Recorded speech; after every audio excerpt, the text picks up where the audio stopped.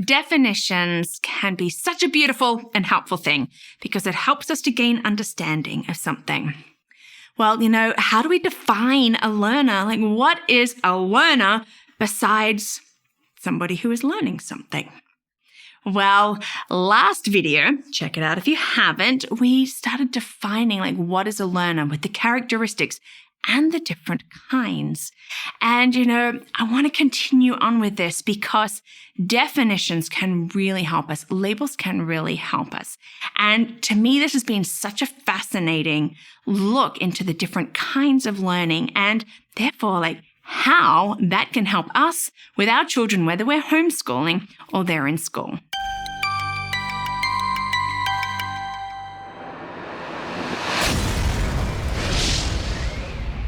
Hi, and welcome to Learning Life. And thank you so much for joining me today, part 2 of Defining a Learner. As I said, if you haven't checked out the last video, I would say do that first. Well, there are so many nuances to things, right? I just found as I went on this journey of really defining what is a learner and that there are so many beautiful nuances, but then seeing actually how helpful it is in knowing our children to learn, for them to learn and how we can support them. And I'm a lifelong learner. I love to learn. And that's what I want for my girls. As I said, that's why we have Learning Life, because we are on this life journey together. So thank you for liking and for subscribing. Thank you for your comments, your thumbs up, all of that good stuff. We looked at dynamic, autonomous, these different kinds of learners last week and the characteristics. Well, I want to look at one more sort of definition of a learner because, I know for me, and with my girls, and actually all the years that I was in classrooms, I really loved active learners, who are really engaging in active learning. And so I want to look at that definition and then from that, how we can be empowering our learners. What is an active learner? Well, an active learner is someone who is engaging in thinking, discussing, investigating, creating. They're not sitting back. Learning is more than just sitting and listening or maybe just reading. It's not passive.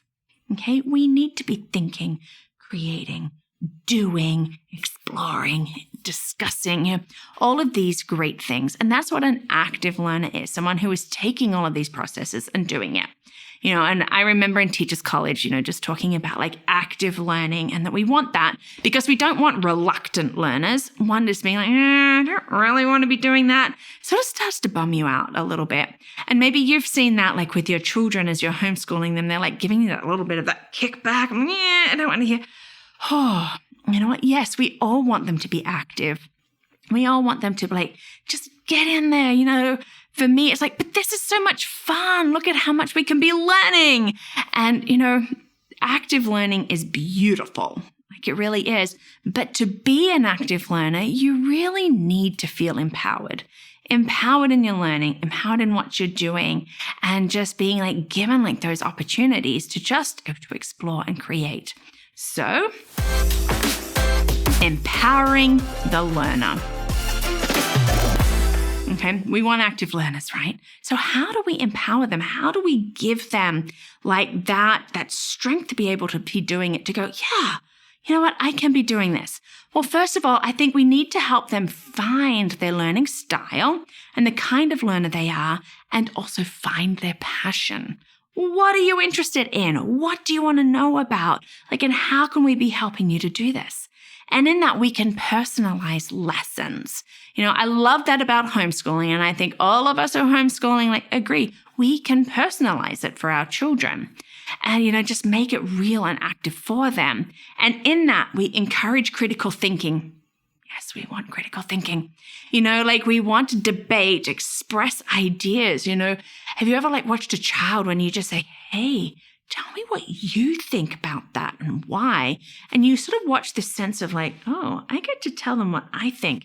And so you see it rise up in them. we want to brainstorm, like get lots of ideas out there. And we also want to find opportunities for leadership.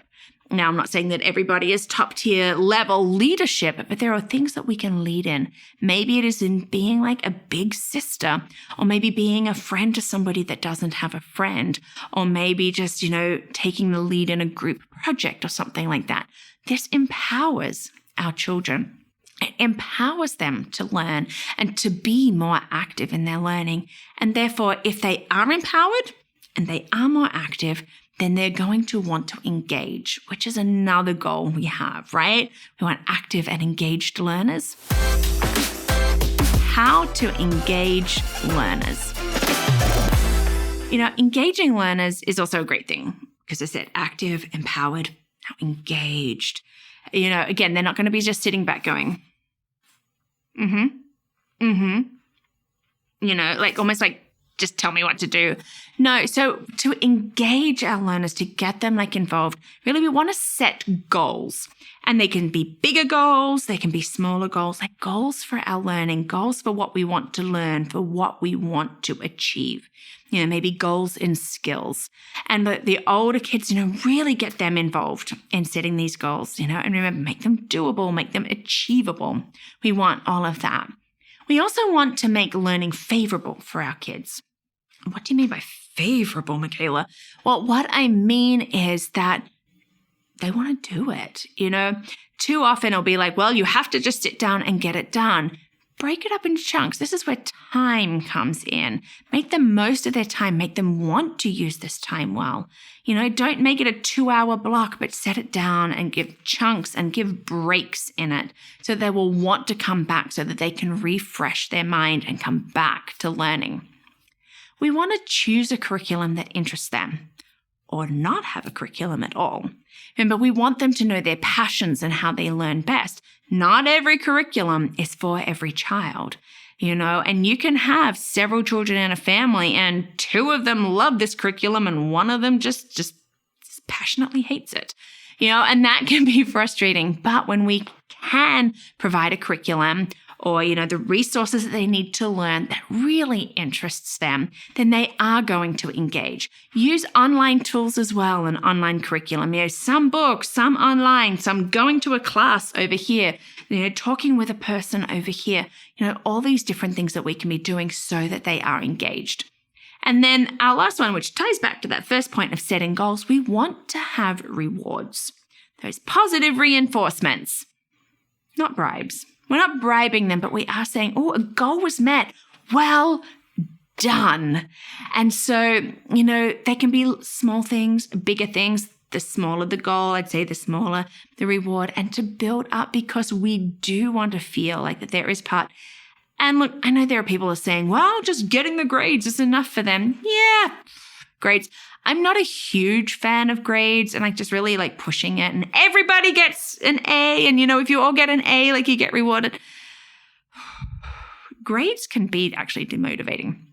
But if we have a goal and being hey, you met this and you got all of this done and you really tried your hardest, then we reward that.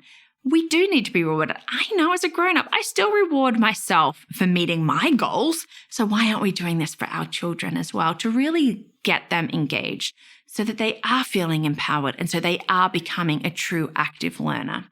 So remember, there are many different kinds of learners, as well as our 3 main learning styles of visual, auditory, and kinesthetic.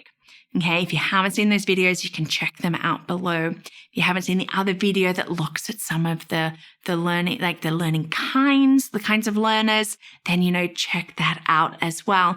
Because, as I said, truly in my heart of hearts, I believe the more that we know about our children and how they learn and the style in which they learn, we are setting them up for success. We really are. Isn't that what we want? To support our children in that? That, learning shouldn't just be something that you do from the age of 5 to 18 and then you graduate and everything is great.